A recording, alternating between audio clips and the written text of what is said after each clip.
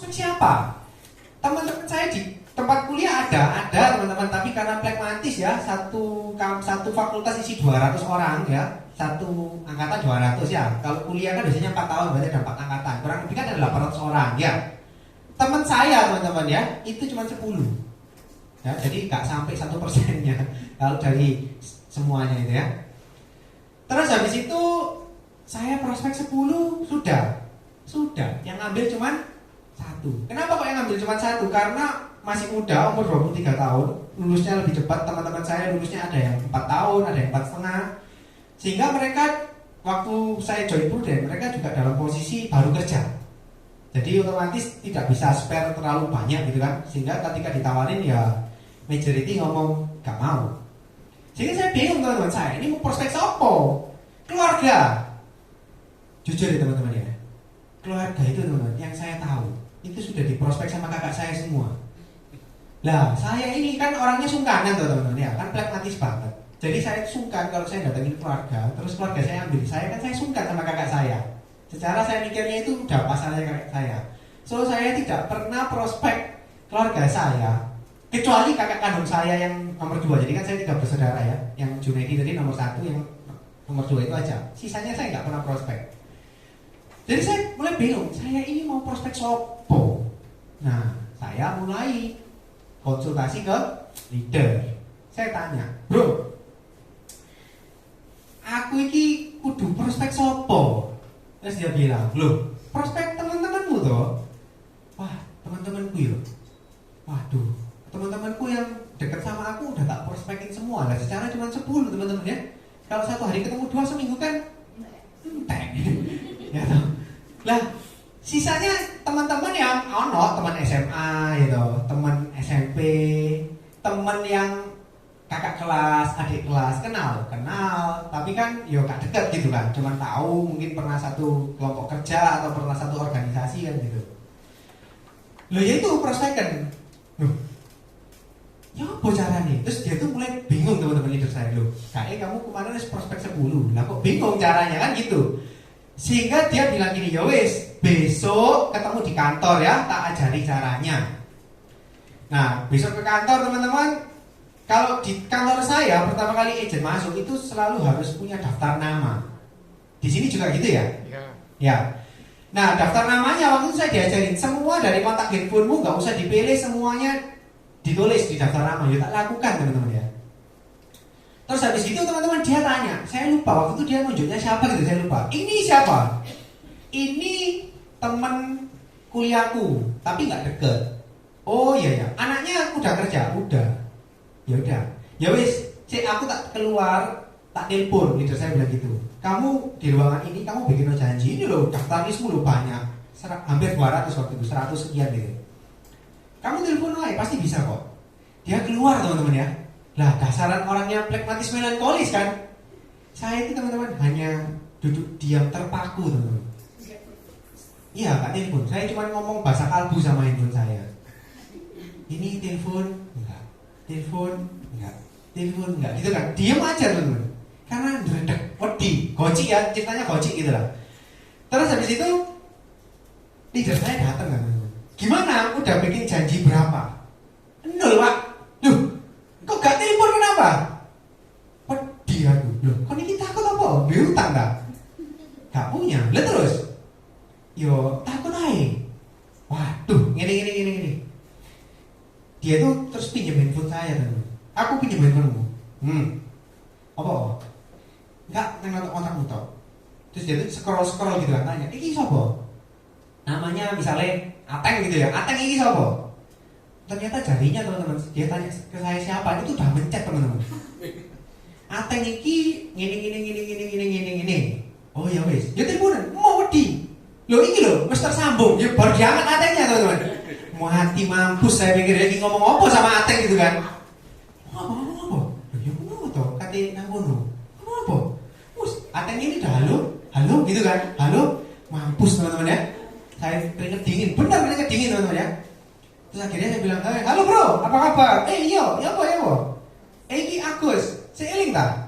Iya, apa bro? Oh gak, ini loh. Saya saya itu teman-teman ya, kayak ceritanya kan bisa tenang ya. Anda percaya nggak? Waktu itu saya ceritanya nih ya, saya duduk sini ya, saya ceritanya itu teman-teman, kursinya kan bisa digeser-geser gitu ya. Kursi kantor saya itu bisa digeser, jadi saya duduk sambil gini teman-teman. Aduh bro, ini Agus, eling toh? Iya. Oh, iya jadi gini loh bro, aku ini bener teman, saya sambil goyang-goyang, sambil merem, sambil goyang-goyang gak jelas gitu, karena terlalu tekan, ya. Terus habis itu dapat janji teman-teman ya. Loh, mau tuh orang ini dibikin janji? Oh iya, mau ya. Ayo coba meneh. Tak tekan mana? Gak usah, aku dewe. Saya bilang gitu. Tak coba telepon teman-teman. Hari itu bisa dapat janji, kalau nggak 4 ya 5 berapa gitu, saya lupa ya. 4 rasanya. Terus dia bilang, ya udah cukup. Kamu ngerti toh caranya, udah bisa toh. Ya udah, ya wis. Kamu pulang ini kerjakan di rumah, nggak perlu di kantor. Dia bilang gitu. Oh gitu ya, ya wis, oke. Terus pulang teman-teman ya. Pulang saya mulai prospek. Tapi sebelum saya berlanjut ke cerita berikutnya, apa sih teman-teman intinya kok? Kenapa kok saya menceritakan pertama kali saya memulai seperti itu, kenapa? Karena gini teman-teman, banyak orang ketika join di Prudential dia bilang saya nggak bisa ngomong, bener nggak? Saya grogi kalau ketemu orang, betul? Yang bicara di depan Anda ini nggak kalah grogi loh sama Anda. Dulunya tahun 2013 Januari. So kalau hari ini teman-teman, kalau Anda tidak separah saya penyakitnya, kalau Anda ketemu teman Anda di mall, di pasar, di jalan, dan Anda masih berani menyapa teman Anda, teman-teman, yang lebih gocik dari kamu saat itu bisa loh berdiri di sini. Apalagi kamu, ya. So kalau Anda bilang saya nggak bisa ngomong, saya grogian, no, itu keliru teman-teman ya. Nggak ada kayak gitu, ya. Kalau Anda tidak seperti saya, Anda pasti bisa lebih hebat dari saya. Oke ya?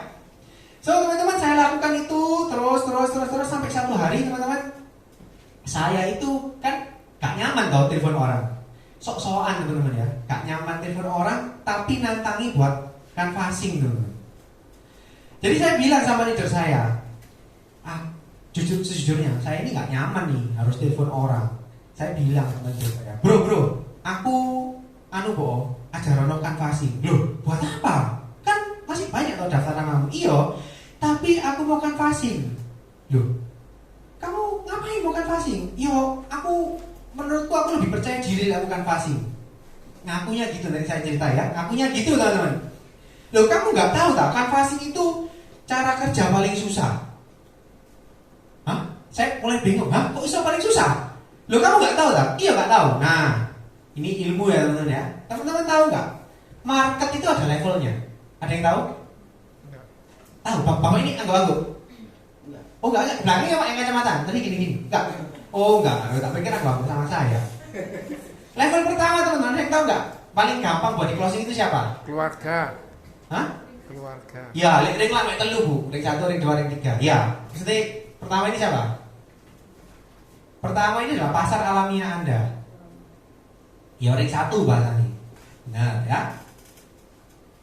Terus yang kedua yang level 2, level 1 ini paling gampang di closing ya. Level 2 ada yang tahu? Hah? Betul. Ibu gak boleh ini Bu, suaranya kecil-kecil ya. Agak gede dikit.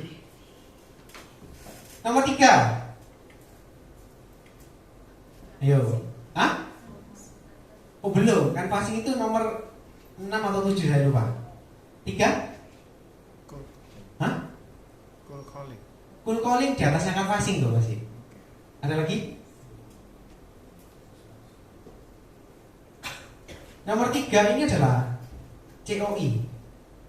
Bukan cost of insurance ya, tapi center of influence. Jadi kalau Anda punya kenalan punya saudara misalnya jadi Pak Lurah. Nah, Pak Lurah ini kan pasti jadi orang berpengaruh di daerahnya, benar nggak? Kalau Anda closing Pak Lurahnya, ada kemungkinan Anda bisa closing orang-orang di sekitar Pak Lurah. Tapi ini level 3. Level 4 ada yang tahu? Ya, setelah lanjut ke dewe lah ya. Timbang gak mari-mari di acara ini. 4, nesting teman-teman. Nesting ini berarti Anda buka pasar baru. Beberapa leader yang cerita di depan sering kok ya, dia ini nge-gym, ya toh? Tujuannya apa? Supaya punya komunitas baru. Ada yang ikut komunitas goes, ada yang ikut komunitas kuliner dan segala macam ya. Intinya Anda buka pasar baru dengan cara nesting. Anda join komunitas tertentu, Anda pelajari komunitasnya gimana, Anda bergaul dengan orang-orang di sekitar, kan otomatis teman-teman, ketika Anda lakukan ini, nestingmu akan jadi pasar alami, benar nggak? Tapi kan waktunya lebih lama daripada yang nomor 1, kan gitu ya.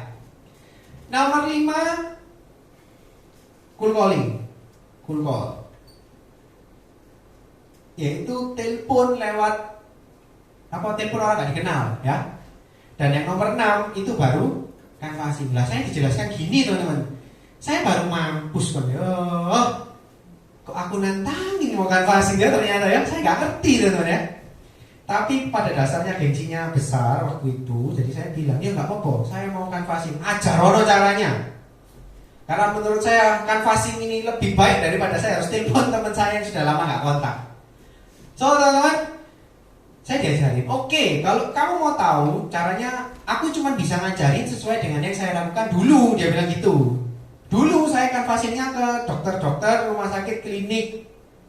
Caranya begini ya. So kamu datang ke suatu klinik atau satu rumah sakit, kan pasti loh teman-teman ya, kalau kamu ke sana mau ketemu dokternya kan pasti ada resepsionnya. Kamu bilang, ini teman-teman mau pakai ya boleh ya. Selamat siang dok, selamat pagi sus, selamat siang sus, selamat malam sus. Kenalkan, saya Agus dari Prudential. Saya kebetulan ditugaskan perusahaan saya untuk melakukan survei untuk dokter-dokter yang ada di Surabaya. Boleh saya minta waktu untuk ketemu dokternya yang jaga? Saya selalu bilang gitu teman-teman. Oh gitu doang? Iya. Terus, karena namanya canvassing, nanti ada kemungkinan kamu diterima, ada kemungkinan nggak diterima. Kalau nggak diterima ya kamu pergi ke tempat lain. Kalau diterima ya prospek kan. Prospek apa? Ya seperti biasa Pak Ali. Kan waktu itu ceritanya masih Pak Ali terus gitu kan. Pak Ali, oke siap. Karena dasarnya orangnya gocik kan teman-teman ya. Rumah saya itu jujur aja, itu seberangnya rumah sakit Adi Husada, persis Adi Husada dan Meton nih seberangnya. Saya itu mikir gini, berarti paling gampang, paling dekat kan tinggal nyebrang rumah, bener gak? Tapi ini rumah sakit gak pernah sepi teman-teman ya. UGD-nya itu selalu ada orang, dan memang sampai terakhir saya sudah berani canvassing sendiri. Kalau saya kesana jam 12 malam, itu masih ada orang berobat ya di sana ya. So, saya mikir gini, jangan terlalu sulit untuk agent unyu-unyu seperti saya. Kan levelnya masih level 2 mungkin ya kalau di main game itu ya. Saya perlu ke yang lebih muda. Saya harus pergi ke klinik-klinik yang sepi-sepi gitu kan ya. Sehingga teman-teman saya memutuskan untuk keliling Surabaya pakai motor hanya untuk mencari klinik-klinik teman-teman ya. So, saya putar-putar saya ketemu klinik incaran pertama saya itu ada di Jalan Pacar Keling. Kayaknya sekarang udah jadi rumah sakit ibu dan anak kayaknya ya. Ya namanya Siti Aisyah kalau nggak salah rumah sakit. Waktu itu klinik bersalin Siti Aisyah atau klinik apa gitu saya lupa. Sekarang kalau saya lewat lagi kok udah jadi rumah sakit ya. Jadi waktu itu teman-teman saya sampai di sana sekitar jam 3 sore kayaknya. Terus habis itu saya sampai di depannya, jujur aja teman-teman ya, kayak ini kan nggak pernah opname.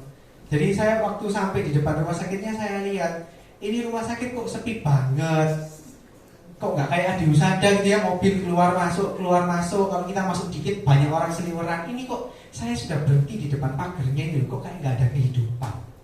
Ini klinik bersalin apa klinik apa gitu kan? Sebentar, coba sih aku kelilingi sekali lagi kelilingnya. Jadi saya kelilingin teman-teman ya. Saya kelilingin sekali lagi, saya sampai di depannya lagi teman-teman. Kok sepi banget ya? Udahlah saya pulang. Saya pulang teman-teman, bukan karena sepi teman-teman, sebenarnya karena takut.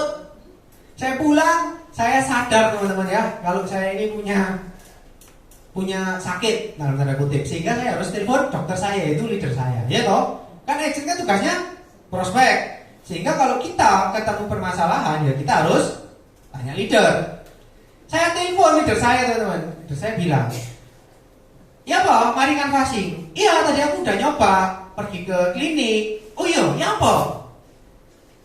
Kliniknya sepi Pak. Oh iya, terus tak puteri 2 kali. Terus aku pulang. Aku bilang gitu teman. Leader saya bilang, hah? Lu kan pulang? Iya. Gak masuk? Enggak. Apa? Wedi sih. Nah, saya bilang gitu teman-teman, sorry bro ya, nakal dia ya. Nah, terus habis itu teman-teman, leader saya bilang gini, saya masih ingat banget jawabannya teman-teman ya. Dia bilang gini loh Gus, kamu tahu nggak kalau di Prudential itu kita ngajarin kamu bukan untuk jadi sales. Teman-teman tahu nggak? Atau jangan-jangan teman-teman ini nggak tahu? Loh, karena itu penting banget loh teman-teman. Nanti saya bahas ya di akhir. Saya bilang tahu, karena kan dia habis cerita BOP kan, tahu. Terus, ya someday kamu akan jadi leader, benar nggak? Iya. Mungkin nggak someday kamu akan merekrut seseorang yang backgroundnya lebih jelek dari kamu? Mungkin. Yang mana dia nggak punya pasar sama sekali, mungkin nggak? Mungkin. Terus posisi kamu leadernya dia bertanya, kok aku ini semangat join Prudential, aku pengen join Prudential, aku pengen bisa sukses kayak kamu. Cuman masalahnya satu kok, aku gak punya pasar. Kira-kira teman-teman, kalau Anda sebagai leadernya ditanya gitu, Anda jawab apa? Jawab apa teman-teman? Ya pasti bilang, ya kan pasingo, door to door, itu cara terakhir. Benar gak? Saya jawab gitu. Dia bilang betul. Terus pasti agentnya akan balas dong. Kakak saya bilang gitu. Terus kok, ya apa caranya? Terus kamu akan jawab, oh aku dulu gak berani kan passing. Aku putar 2 kali pulang, aku gak pernah kan passing aku. Kamu mau jawab gitu kan? Tak pikir-pikir teman-teman, ya masuk akal ya omongannya orang ini ya. Iya juga sih, aku gak pernah ngelakuin lah, aku pengen ngajarin apa kan gitu. Yo bener sih bro. Terus ya apa? Ya gini loh ya, lek kamu takut, wis kamu gak usah lihat rumah sakitnya, kamu lihat tanah aja. Jadi kamu tuh berhenti di depan rumah sakitnya, turun dari motor, kamu tuntun motornya sampai ke parkiran, lihat tanah, nggak usah masuk. Terus lakukan, ya apa yang harus kamu lakukan? Kayak yang kata ajari kemarin. Oh gitu ya, iya. Besoknya teman-teman saya balik ke klinik itu, ya. Terus saya mencoba melakukan apa yang kakak saya ajarkan, ya, dari ngomong sama susternya, ketemu dokternya diceritai Pak Ali ya, singkat cerita kurang lebih 3 kali ketemu lah ya, closing teman-teman ya. So, dari sana saya belajar apa? Oh gila ya. Seandainya nih kalau misalnya waktu saya menemui masalah di lapangan, saya nggak tanya leader saya, mungkin nggak closing loh dokter yang bisa saya closing itu, ya kan? So teman-teman, poinnya apa? Poinnya adalah teman-teman, sering kali nih kita sebagai seorang agent, kita ketemu masalah di lapangan, kita nggak mau telepon leader kita. Kita seringnya apa? Ya wis, pokoknya wis prospek, gak iso, ya wis. Ya wis, pokoknya nyoba, gak gelem, ya wis. No teman-teman, jangan kayak gitu, ya. Ketika Anda ketemu masalah di lapangan, besar atau kecil, tanya leadermu. Loh kenapa? Karena belum tentu loh yang kamu lakukan, yang kamu jawab atau responmu itu benar, gitu. Sing tahu benar apa enggak iso yo leadermu. So, kamu ketemu masalah di lapangan besar atau kecil, kamu harus selalu tanya leadermu. Jadi karena leadermu ini pacar kedua gitu ya. Kalau lagi ngejar sesuatu di Prudent, memang kayak gitu kok teman-teman ya. Kalau Anda semakin komunikasi dengan leadernya semakin intim, itu biasanya semakin cepat pintar dan semakin cepat suksesnya, ya. So singkat cerita teman-teman, saya dari orang yang sebegitu pemalunya ya, saya bisa pelan-pelan melakukan apa yang Prudential minta. Waktu itu kakak saya sih cuman mintanya prospek 2 orang baru sehari. Kayak tadi ya, di foto atau apa gitu ya. Nah teman-teman jujur aja nih ya, waktu saya lakukan kelihatannya simple, cuman prospek 2 orang per hari, bener gak? Tapi ternyata setelah saya lakukan hasilnya luar biasa loh teman-teman. Hari pertama saya lakukan, saya cuma cerita 2 Pak Ali, saya pulang teman-teman. Hari kedua saya lakukan, saya cerita 2 Pak Ali, saya pulang. Loh iya kan orang melankolis tuh, pragmatis melankolis. Jadi kamu suruh apa, saya lakukan persis. Kalau kamu gak minta lebih, ya saya gak lakukan itu, ya kan? Hari ketiga masih 2 orang, hari keempat teman-teman muncul follow up dari hari pertama 1 orang. So hari keempat cerita 3 orang. Hari keempat muncul follow up 2 orang, 2 baru, 2 ini jadi 4. Muter terus. Sadar loh, 1 hari rekor saya bisa sampai ketemu 7 orang. Menurut saya nggak banyak, nggak, karena di Prudential saya tahu ada yang bisa sampai ketemu 10-15. Tapi menurut saya 7 itu udah banyak banget, karena saya ini kalau ketemu orang itu tipikalnya kalau cerita fact finding itu panjang teman. Jadi rata-rata paling singkat itu 1 jam, rata-rata bisa 2 jam. Jadi kalau 7 itu ya mungkin kerjanya bisa 10 sampai 12 jam. Itu udah gila. Capek banget teman-teman, karena saya ini kan tipe pendengar yang baik ya. Iyalah, orang pragmatis, kamu cerita apapun masuk semua gitu kan. Coba ceritanya sama orang koleris, kamu cerita, bisa malah di khusus, gak usah cerita, intinya apa gitu teman-teman ya. Nah kalau saya yang prospek, dengerin terus teman-teman, capek jadinya. So, pernah loh 1 hari sampai 7. Tapi itu saya lakukan setiap hari, 1 minggu 6 hari, Senin sampai Sabtu, Minggu libur. Ternyata waktu jadi agent, saya ini sadar nggak sadar, saya ini paling rajin ketika berkarir di Prudential ya agent. Kenapa? Karena waktu jadi agent itu saking banyaknya ya melakukan itu rutin terus. Bisa loh teman-teman kerja itu ya keluar rumah itu jam 9 pagi itu pasti harus keluar. Pulang rumah itu paling cepat jam 12 teman-teman, 12 malam. So kerjanya bisa 1 hari 12 tambah 3, 15 jam. Kadang kalau banyak follow up-nya, tapi kan komitmennya harus ini ya, harus cerita orang baru loh. Kadang sampai canvassing masih malamnya tuh gede, hanya untuk sekedar cerita Pak Ali, hanya untuk pulang teman-teman ya, karena saya sudah lelah sekali kalau udah ceritanya banyak gitu kan. Tapi tetap harus dilakukan. Tapi teman-teman boleh percaya boleh enggak, ketika kita setia dengan prosesnya, hasilnya itu pasti ikut. Iya loh, ketika saya buang waktu gitu ya, segitu banyaknya 1 hari 12 jam, 15 jam, 12 jam, 15 jam, hasilnya di akhir tahun promosi bener. Lah saya pikir teman-teman, loh kan yo biasa itu mesti nilai orang 1 tahun di Prudential baru pertama kali join terus langsung promosi ya, itu hal yang biasa menurut saya. Tapi ternyata setelah beberapa leader dengar cerita saya di kantor, dia bilang, wah kamu lumayan juga ya, kamu bisa setahun langsung promosi segala macam. Saya pikir mestinya nggak ada yang spesial teman-teman ya. Saya pikir itu adalah hal yang normal yang dilakukan oleh seorang agent. So teman-teman, kalau hari ini Anda mungkin sudah agent lama, tapi saya rasa tidak ada di ruangan ini ya. Baru semua tuh, baru semua ya. Saya rasa tahun depan, ini kan tinggal 2 bulan. Yang ngejar silakan ngejar, kalau yang tidak pointing ke AAD, silakan mulai dari Januari sampai Desember teman-teman lakukan. Dan teman-teman pasti bisa, saya yakin. Karena saya ini sudah membuktikan. Jadi saya ini tidak ngomong apa yang nggak pernah saya lakukan loh. Saya ngomong apa yang saya lakukan ya. So, ketika Anda jadi agent, buatlah cerita yang paling, kalau menurut saya sih yang paling menyedihkan yang bisa Anda buat loh. Kenapa? Karena itu yang akan menjadi cerita Anda untuk agent-agent Anda nantinya ya. Kalau Anda hidupnya lempeng-lempeng bahagia terus, nanti untuk memotivasi agentnya itu gregetnya kurang teman-teman ya. Nah, teman-teman, itu kurang lebih sedikit lah ya cerita tentang saya, backgroundnya ya. Orangnya sedemikian melankolisnya, sedemikian pragmatisnya, tapi bisa loh untuk jadi AD di Prudential. Nah,